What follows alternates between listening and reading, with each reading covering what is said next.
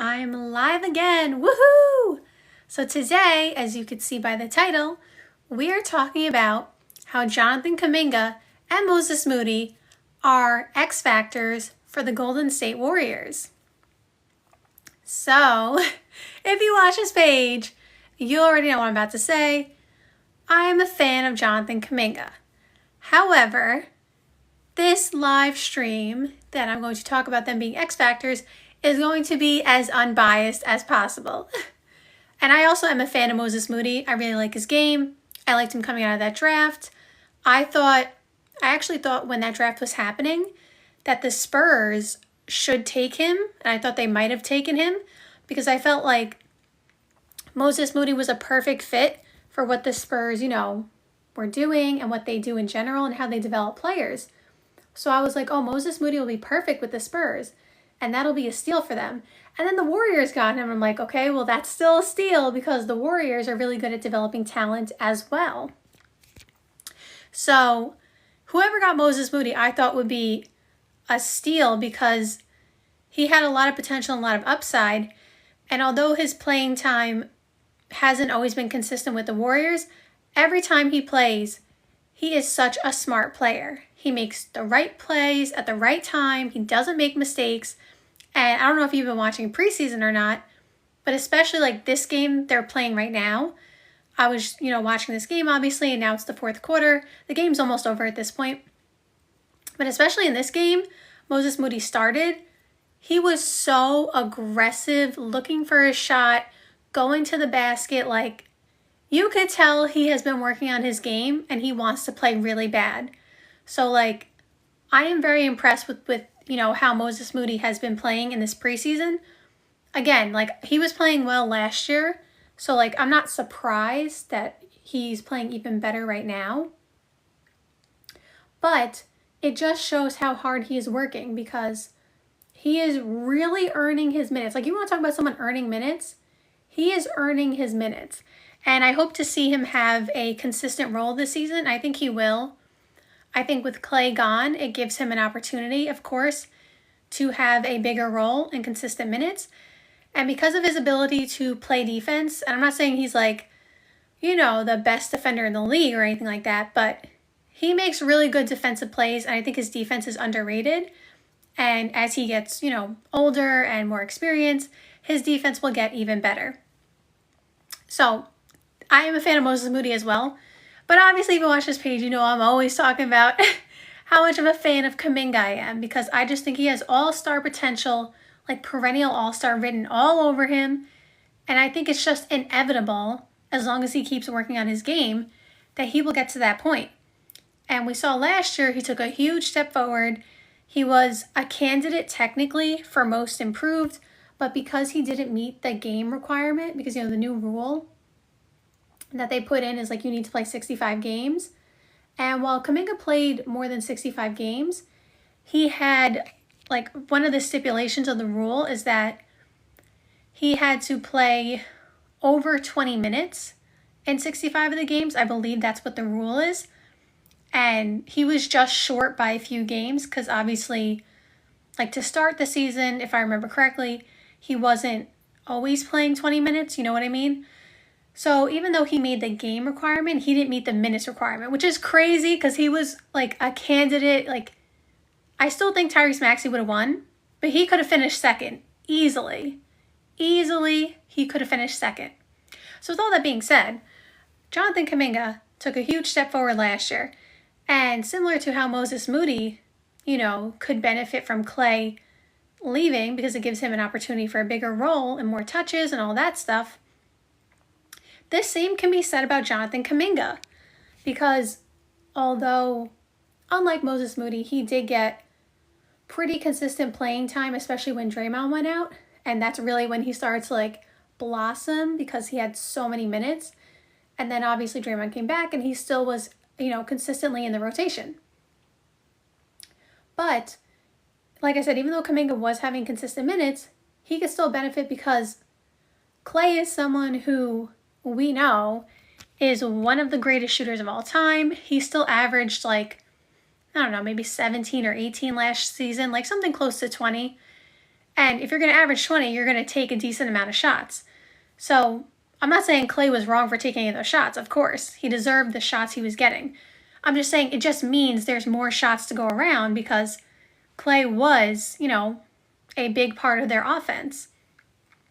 So with all that being said, here's why I think Jonathan Kuminga and Moses Moody are X factors for the Golden State Warriors. Now, I do think it's pretty obvious that Kuminga is an X factor because all the things I just talked about. Klay is gone. They need someone to step up and be the clear-cut second option who will consistently get them 20 every single night and take the pressure off Steph Curry. And while it would look different with Kuminga being the consistent second option because he's not the shooter that Klay was. And so the floor spacing will be a little bit different. Although Kuminga has been knocking down those threes, he looks very confident in his three-point shot. But he's not the three-point shooter that Klay is, and he's not going to be because his best skill set, or one of his best skill sets, is his athleticism and quickness and going downhill. And that is something that the Warriors could use, honestly. It's something that makes them a little bit different because having someone, it's like, I'm not saying, let me make sure I word this properly so nobody takes it out of context. I am not saying Kuminga is as good as Giannis. So let me just make that clear. I'm not saying that. But the way that Giannis, when he goes downhill and you can't stop him, it's a similar quality that Kuminga has, and that's something that every team, if they can have a player who does stuff like that and can have that, it's such an asset to the team because people who drive downhill like that, you can't stop them a lot of the time, especially when they're strong the way, Giannis or Kuminga is. They're going to beat you because they're also fast. So Kuminga, one of his best, skills is having that ability. And that also, although he is not, like I said, shooting the three like crazy. Oh, Carson. Thank you, Carson. I see 6 heart puffs. Thank you, Carson. I really appreciate the gift. Even though Kuminga is not spacing the floor in the same way by shooting the three, by him going downhill and basically making the defense collapse on him, he can kick it out to three-point shooters. Now, that is something that he will definitely, be developing as he, grows into his game. But that is something that he should definitely be doing, is that when he gets downhill and the defense is going to focus on him, he may have 2 defenders on him, or however many, collapse the defense, kick it out to Steph Curry for 3. It's not the same, like I said, spacing-wise, but it's a different kind of spacing that he can definitely help Steph Curry benefit from, right? So I think that Kuminga is an X factor because of his ability to be a consistent 20-point-per-game guy, because I think he can do that. I think he honestly can be a 20-point-per-game guy in this league this season.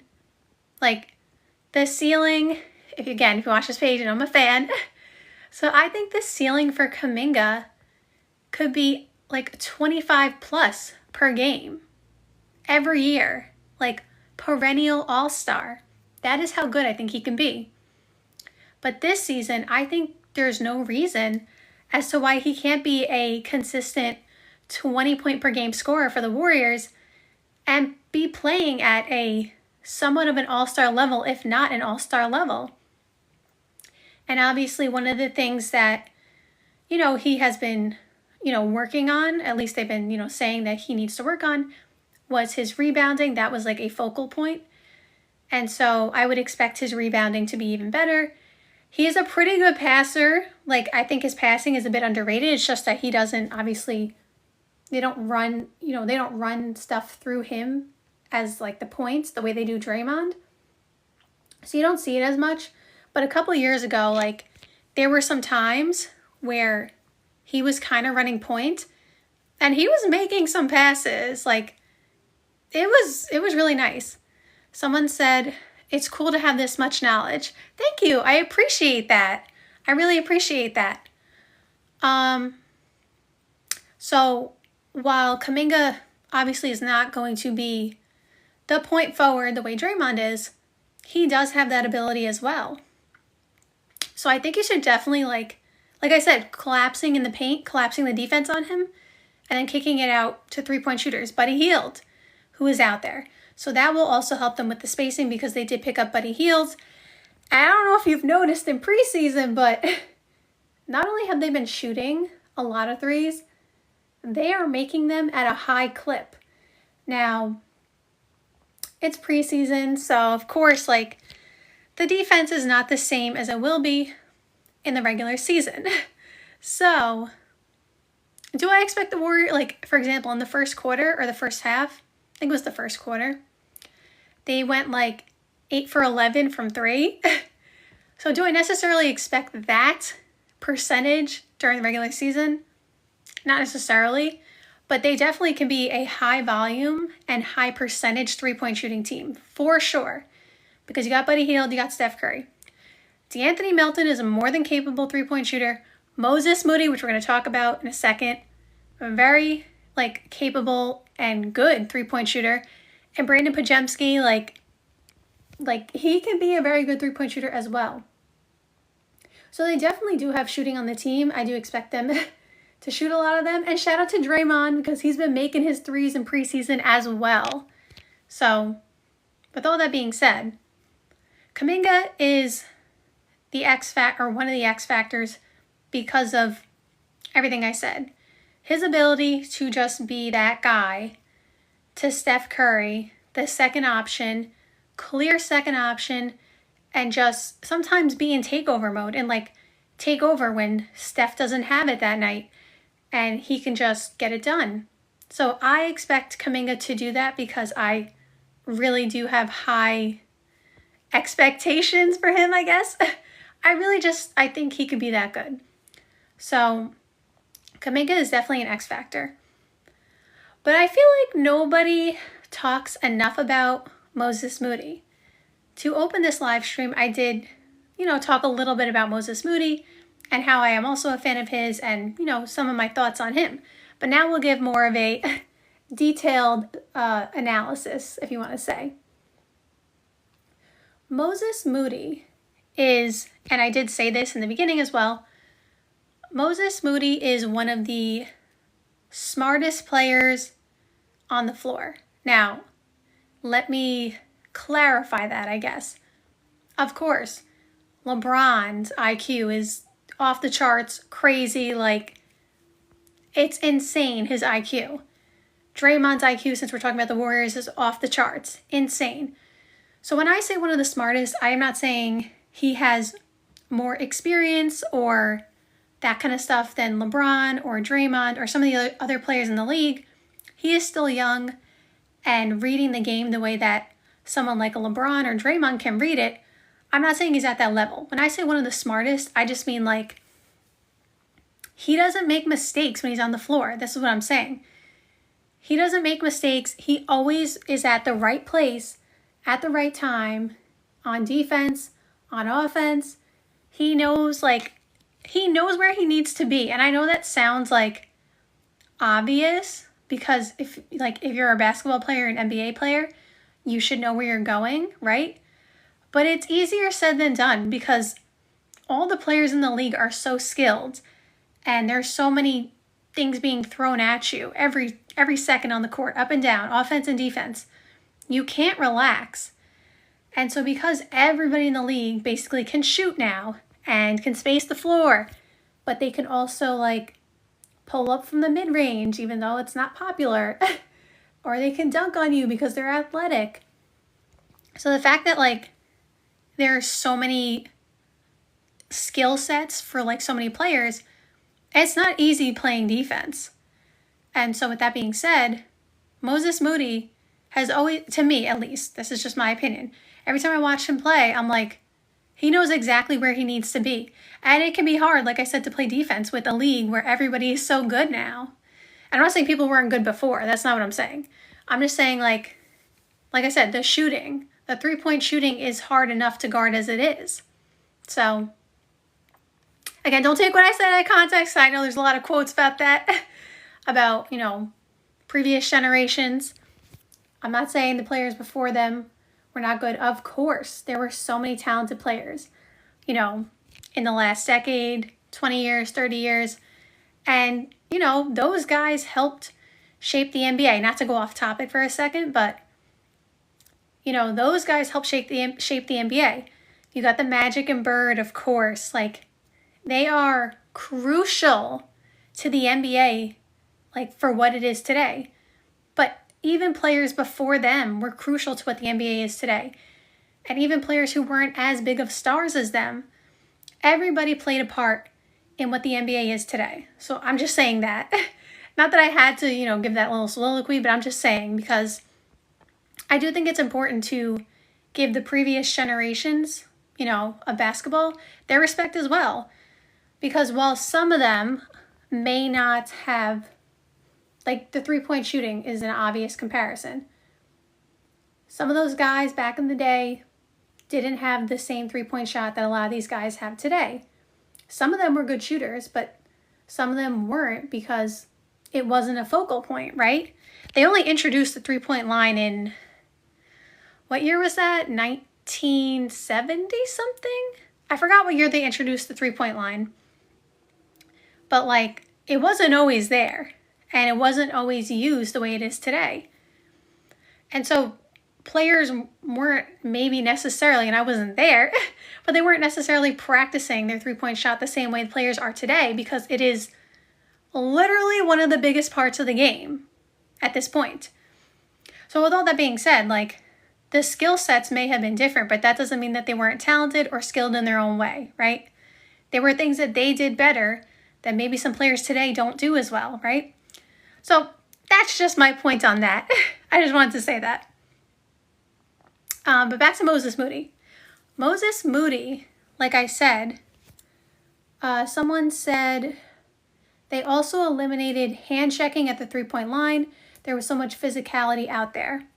Yeah, like I'm saying, like, there were different skill sets, different eras. Like, every single era had talented players. Like, you can't say there wasn't.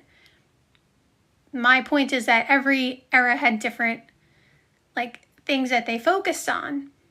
And hand checking, like you said, is something that is not in the game now, but it was prior.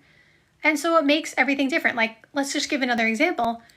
When Shaq was in the game, when Shaq was in his prime, rather, Richard Jefferson said this on somebody's podcast. I forgot where he said this, but he was talking about how when you played Shaq in his prime, like, you know, like when he was on the Lakers, maybe like 2001, 2000, stuff like that, he said something to the effect of, you had literally had to have like 3 bigs on the roster.